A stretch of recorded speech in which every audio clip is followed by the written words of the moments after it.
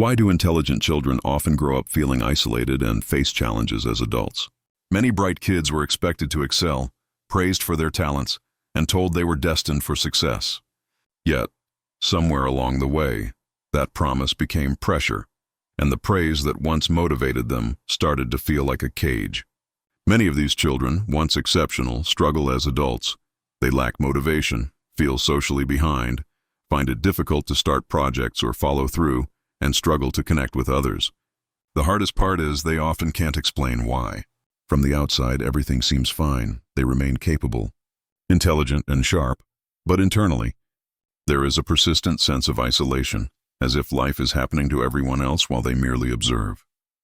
There is a reason for this. Smart children frequently build their entire identity around being intelligent. Ironically, the very trait that made them feel special as kids can become the thing that confines them as adults. Understanding why this happens is the first step toward breaking free. This isn't about failure, it's about a survival strategy that once worked but no longer serves you. By understanding how you arrived here, you can begin to find a way forward. When we are young, our sense of self is simple. Children often latch onto one or two defining traits and form their identity around them. A child might see themselves as someone who loves Pokemon or chicken nuggets. It's a one-dimensional approach, but it's natural. This is how identity forms, straightforward and anchored in interests or labels. One of the most influential labels a child can receive is being smart. This designation, reinforced by parents, teachers, and peers, becomes central to how they view themselves. Being smart as a child feels rewarding. It brings praise, attention, and a sense of ease. Tasks come naturally, learning feels effortless, and you stand out compared to your peers. But there's a hidden cost. Often, the praise you receive is not for hard work, but for results achieved without effort. Quick solutions, high grades without struggle, immediate understanding. Over time, this creates a subtle but dangerous belief. If I am smart, everything should come easily. As you grow older, this belief can become a major obstacle. When challenges arise, when effort is required, or when you fail, it doesn't feel like a normal difficulty. It feels like a threat to your identity. You may ask yourself, if I'm supposed to be smart, why am I struggling? Rather than embracing challenges, you begin avoiding them. You hesitate to take risks, only attempt tasks you're certain you'll succeed at, and shy away from experiences that might reveal limitations. Gradually, life becomes narrower. You stick to what you already know, protect your image as the smart kid, and avoid new opportunities. Meanwhile, others are experimenting, failing, and growing. Over time, your comfort zone shrinks, making it harder to step outside it. Eventually, you realize your identity was built on something fragile. You can't risk failure, looking foolish, or undermining the image you've cultivated. And so progress stalls. And that's when the sense of isolation begins to set in. When you stop growing, you also stop connecting. Connection comes from shared experiences, being part of a team, navigating awkward moments together, or working hard toward a common goal. But when you start opting out of these experiences, when you remove yourself from situations where people naturally bond, you miss the opportunities that form genuine friendships. You don't join the club because you fear you'll struggle. You avoid the sport because it feels unfamiliar. Group projects frustrate you, so you skip them. Without realizing it, you start stepping away from the natural flow of social life, yet the desire for connection remains. So what do? You rely on what you know, your intelligence. Instead of relating to people, you try to understand them. You observe, analyze, and run mental simulations. This creates what psychologists call cognitive empathy, the ability to logically understand how others feel without emotionally engaging with them. It works to a degree. You can manage conversations, maintain social interactions, and even appear charismatic. But beneath the surface, you feel drained. Instead of simply being with people, you're calculating, constantly thinking about what to say, how to respond, and what others might be thinking. Socializing becomes another challenge you feel you must excel at. To avoid failure, you start avoiding it altogether. And this is when loneliness deepens. But you're smart. You should be able to solve this. So you apply logic to emotional problems. You try to fix your self-esteem rationally. You write arguments to convince yourself that you're fine.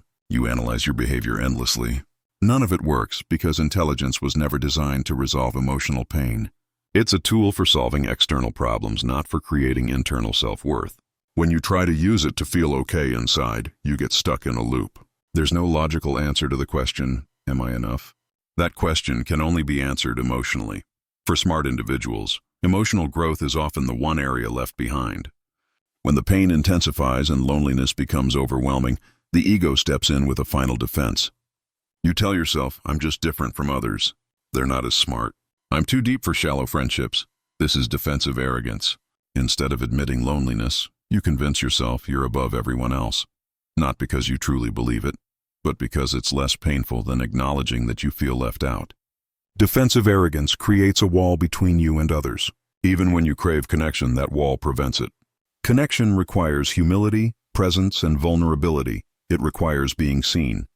So how do you address this? The first step, non-negotiable, is to stop identifying as the smart kid. You have to let that identity go. Being intelligent is not the problem. Basing your self-worth on it is. When your value depends on your ease of success, you will avoid effort, failure, and situations that could prove you're not exceptional. You may even sabotage progress to protect the illusion. Eventually, that illusion collapses. The solution is to create a new identity, not built around being smart, but around being willing to grow. Stop asking, what will make me look intelligent? And start asking, what will help me move forward? Stop protecting your pride and start embracing growth. When you start embracing discomfort, you give yourself permission to try new things and accept being bad at them. You show up not to win, but to engage. Yes, it feels awkward and uneasy. It may even seem like a step backward, but it isn't. This is the first authentic step toward becoming whole. Your old sense of self may have told you that your worth depended on being exceptional. The new perspective reminds you that your value comes from being human. Being human means it's okay to be uncertain. It's okay to grow slowly, to feel lost, to not fully know what you're doing. The only way forward is to take action anyway. Not perfect action, not clever action, but honest, imperfect, human steps. If you've ever felt stuck, numb, or disconnected, if you've spent years trying to be the smartest person in the room and now don't know how to be anything else, this is where your journey begins. You release the story you've been holding on to. You stop trying to impress others and start focusing on being authentic. You don't need to be the smartest person to belong. You only need to show up, even when it's difficult, messy, or unfamiliar. When you stop clinging to the version of yourself that must always be on top, you start to feel something you may not have experienced in a long time: connection. Not because you earned it, not because you deserved it, but because you chose to step down from the pedestal and enter the world where everyone else lives. That world isn't so intimidating.